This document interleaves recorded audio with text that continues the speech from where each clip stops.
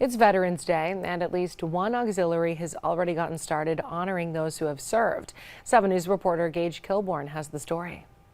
Monday, we celebrate Veterans Day, but some places celebrate their veterans every month of the year. Places like Philadelphia American Legion, which serves veterans the most important meal of the day once a month. We put it on so that veterans that are out there can come and have a really good breakfast, have camaraderie with other veterans and other people in the community that support the American Legion, and just come and have a good breakfast and start your day off right. Of course, they had the staples: eggs, bacon, French toast, and hash browns. Normally, the buffet-style breakfast costs $12, but since Veterans Day is right around the corner, they brought the cost down to $6. Daniel Boone has helped put together the Legion's monthly breakfast and has seen a positive reaction from the veterans. They're very honored to be able to come to the American Legion and have a good hearty breakfast in the morning, and I think that they really appreciate that we put it on. Shifting from breakfast to dinner, the Lorain United Methodist Church held its annual dinner drive-thru to help support its local veterans.